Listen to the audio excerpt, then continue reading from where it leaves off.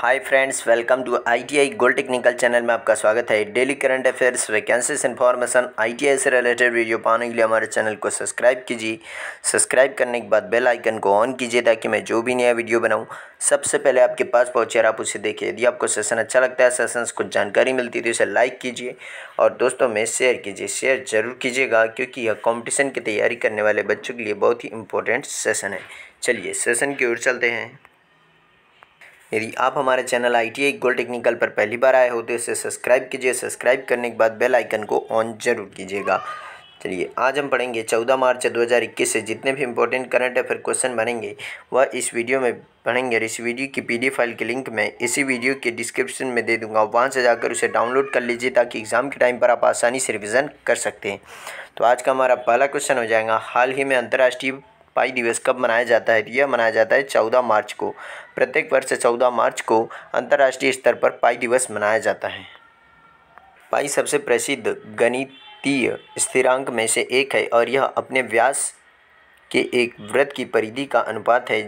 यह निचले मामले वाले ग्रीक अक्षर पाई द्वारा दर्शाया जाता है और किसी भी सर्कल के लिए किनारों के चारों ओर की दूरी पार की तुलना में 3 गुना से थोड़ा अधिक है और तर्कहीन संख्या अक्षर दशमलव में 3.14 या अंश में 22/7 के साथ इसे अनुमानित या प्रस्तुत किया जाता है। तो इस क्वेश्चन का right answer option number A. चलिए नेक्स्ट क्वेश्चन की ओर चलते हैं। नेक्स्ट क्वेश्चन है, हाल ही में किसने पीएम स्वास्थ्य सुरक्षा निधि को मंजूरी दी है? तो इस क्वेश्चन का राइट आंसर है ऑप्शन नंबर सी, केंद्रीय मंत्रिमंडल। केंद्रीय मंत्रिमंडल ने अभी पीएम स्वास्थ्य सुरक्षा निधि को मंजूरी दे दी है। केंद्रीय मंत्रिमंडल ने प्रधानमंत्री स्वास्थ्य सुरक्षा निधि को एक सिंगल नॉन लैप्सएबल रिजर्व फंड के रूप में मंजूरी दी है और यह स्वास्थ्य और शिक्षा उपकर की आय से स्वास्थ्य के हिस्से के लिए अनुमोदित किया गया, जो वित्त अधिनियम 2007 की धारा 136(b) के तहत लगाया जाता है। तो इस क्वेश्चन का राइट आंसर है ऑप्शन नंबर सी। चलिए नेक्स्ट क्वेश्चन की ओर चलते हैं। नेक्स्ट क्वेश्चन है, हाल ही में कैबिनेट ने किस बीमा अधिनियम 1938 में संशोधन को मंजूरी दी है? तो इसका राइट आंसर ये है ऑप्शन नंबर बी, 1938 बीमा अधिनियम को संशोधन की मंजूरी दी है कैबिनेट ने। केंद्रीय मंत्रिमंडल ने बीमा अधिनियम में संशोधन के लिए अपनी मंजूरी दे दी और इस क्षेत्र में 74% प्रत्यक्ष विदेशी निवेश के लिए मार्ग प्रशस्त किया गया। वर्तमान में भारतीय के स्वामित्व और प्रबंधन नियंत्रण के साथ जीवन और सामान्य बीमा में एफडीआई की सीमा 49% है। सूत्रों के मुताबिक कैबिनेट ने अपनी बैठक में बीमा अधिनियम 1938 के संशोधन को मंजूरी दी है और यह 2015 में था, जब सरकार ने बीमा क्षेत्र में एफडीआई कैप को 26% से बढ़ाकर 49% कर दिया था। इस क्वेश्चन का right answer option number B. Next question है, हाल ही में दुनिया का सबसे शक्तिशाली सुपर कंप्यूटर फुगाकू उपयोग के लिए तैयार किया दिया किस देश ने किया है? जापान ने। तो जापान की राजधानी है टोक्यो और यहाँ पर मुद्रा चलती है एन। क्या यहाँ की मुद्रा? एन यहाँ की मुद्रा है और यहाँ पर राष्ट्रपति है योशिहिडे सुगा। कौन है? योशिहिडे सुगा। तो यह दुनिया का सबसे शक्तिशाली सुपर कंप्यूटर फुगाकू बनाकर तैयार कर लिया है जापान ने। तो इसका right answer option number D. यदि आप हमारे चैनल आईटीआई गोल्ड टेक्निकल पर पहली बार आए हो तो इसे सब्सक्राइब जरूर कीजिएगा। नेक्स्ट क्वेश्चन है, हाल ही में एरिसेल यानी कि ARCIL के MD एंड CEO कौन बने हैं? तो यह बने हैं पल्लव महापात्रा। कौन? पल्लव महापात्रा। देख लेते हैं क्या है। यही है पल्लव महापात्रा जो इस कंपनी के MD एंड CEO बने हैं। एसेट रिकंस्ट्रक्शन कंपनी लिमिटेड ने पल्लव महापात्रा को अपना मुख्य कार्यकारी अधिकारी और प्रबंध निदेशक नियुक्त करने की घोषणा की और इस नियुक्ति से पहले Mahapatra central bank of India के MD एंड CEO थे और वह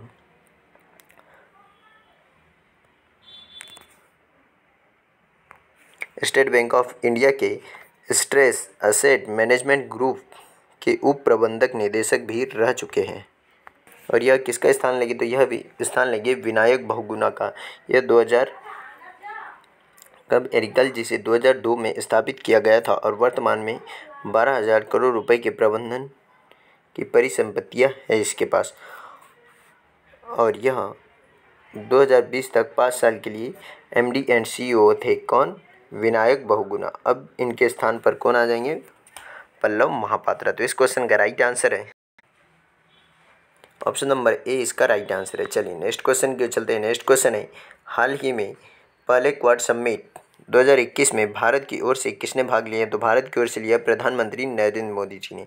पहले क्वाड सम्मेलन 2021 में यह वर्चुअल तरीके से सम्मेलन हुआ है। इसमें यह है जो बिडेन अमेरिका के राष्ट्रपति, और यह हमारे प्रधानमंत्री नरेंद्र मोदी जी, और यह है ऑस्ट्रेलिया के राष्ट्रपति स्कॉट मॉरिसन, और यह है योशिहिडे सुगा जापान के प्रधानमंत्री। अमेरिकी राष्ट्रपति जो बाइडेन और ऑस्ट्रेलियाई प्रधानमंत्री स्कॉट मॉरिसन और जापान के प्रधानमंत्री योशिहिडे सुगा पहले क्वाड शिखर सम्मेलन के लिए एक साथ आए, और यह बैठक वर्चुअली आयोजित तरीके से आयोजित की गई है, जिसके दौरान 4 प्रतिभागी एक स्वतंत्र और खुला समावेशी इंडो पैसिफिक क्षेत्र, कोविड-19 की उभरती और महत्वपूर्ण प्रौद्योगिकी, समुद्री सुरक्षा और जलवायु परिवर्तन जैसे सहयोग के विभिन्न क्षेत्रों पर विचार का आदान प्रदान करेंगे। इस सम्मेलन के जरिए क्वाड को एशियाई नाटो के रूप में भी जाना जाता है, और यह क्वाड का विचार पहली बार 2007 में तत्कालीन जापानी प्रधानमंत्री शिंजो आबे के द्वारा लाया गया था। तब से सदस्य देशों के प्रतिनिधि नियमित रूप से मिले हैं इसमें। तो इस क्वेश्चन का राइट आंसर हो जाएगा ऑप्शन नंबर ए। चलिए नेक्स्ट क्वेश्चन के चलते हैं। नेक्स्ट क्वेश्चन है, हाल ही में किस राज्य ने IBM के साथ स्टेम फॉर गर्ल्स शुरू करने के लिए समझौता किया है? तो इस क्वेश्चन का राइट आंसर है, इसका राइट आंसर हो जाएगा, यहाँ पर मिस्टेक है, उत्तराखंड। क्या है? उत्तराखंड यह समझौता किया। तो अब बात कर लेते हैं उत्तराखंड की। IBM ने राज्य के 5 जिलों में 130 माध्यमिक और उच्च माध्यमिक स्कूलों में IBM स्टेम फॉर गर्ल्स कार्यक्रम शुरू करने के लिए उत्तराखंड सरकार के शिक्षा मिशन और समग्र शिक्षा उत्तराखंड के साथ सहयोग की घोषणा की है, और यह सहयोग स्टेम करियर में लड़कियों और महिलाओं की भागीदारी बढ़ाने के लिए किया जा रहा है। और यह अमेरिकन इंडिया फाउंडेशन के साथ IBM और उत्तराखंड राज्य साथ मिलकर इसमें कार्य करेंगे, और कार्यक्रम विज्ञान, प्रौद्योगिकी, इंजीनियरिंग और गणित क्षेत्र में करीब 25,600 छात्रों को कौशल करियर में आगे बढ़ाया जाएगा।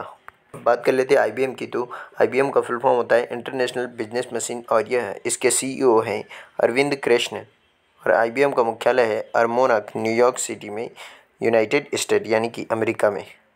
अब बात कर लेते हैं उत्तराखंड की। तो उत्तराखंड की सीमा लगती है चाइना से, और राज्यों में इसकी सीमा लगती है हिमाचल प्रदेश से, हरियाणा से और उत्तर प्रदेश से। तो इस क्वेश्चन का राइट आंसर है ऑप्शन नंबर बी, यहाँ उत्तराखंड है, और उत्तराखंड की राजधानी है देहरादून, और यहाँ पर अभी नए मुख्यमंत्री बने हैं तीरथ सिंह रावत, त्रिवेंद्र सिंह रावत जी ने अभी यहाँ पर इस्तीफा दे दिया है। बेबी रानी मौर्य यहाँ की राज्यपाल है, जिनको अभी इस्तीफा दे दिया, और उसके बाद में अभी यहाँ पर तीरथ सिंह रावत जी को मुख्यमंत्री बनाया गया है। तो इस क्वेश्चन का right answer option number B, Uttarakhand.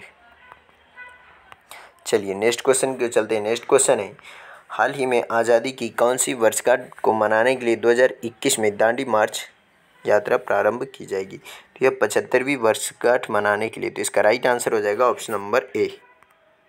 Bharat की स्वतंत्रता की 75वीं वर्षगांठ मनाने के लिए प्रधानमंत्री नरेंद्र मोदी ने 12 मार्च को अहमदाबाद से दांडी मार्च की 51वीं वर्षगांठ को हरी झंडी दिखाई, और नमक मार्च जो मार्च से अप्रैल तक 1930 में हुआ था, और यह देश में ब्रिटिश शासन के विरोध करने के लिए महात्मा गांधी के नेतृत्व में सविनय अवज्ञा आंदोलन का कार्य किया गया था। इस कार्यक्रम को महात्मा गांधी के साबरमती आश्रम से शुरू किया गया था, और यह कार्यक्रम आज़ादी का अमृत महोत्सव को मनाने के लिए राज्य सरकार के कार्यक्रम का भी हिस्सा था।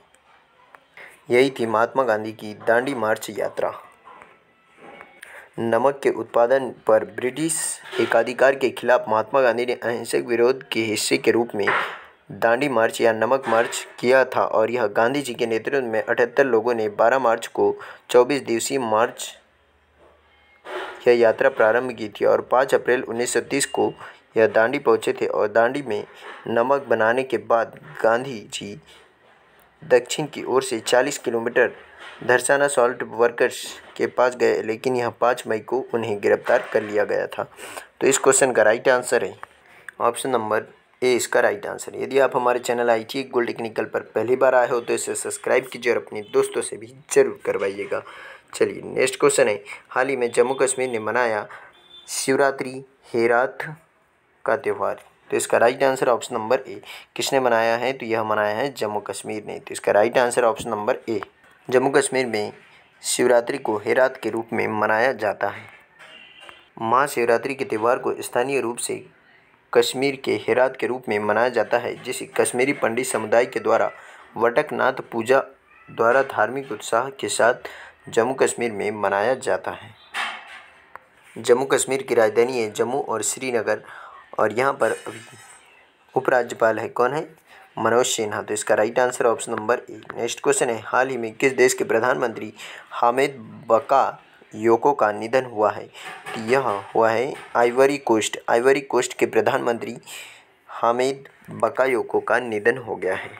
यही है आइवरी कोस्ट के प्रधानमंत्री जिनका अभी निधन हो गया है।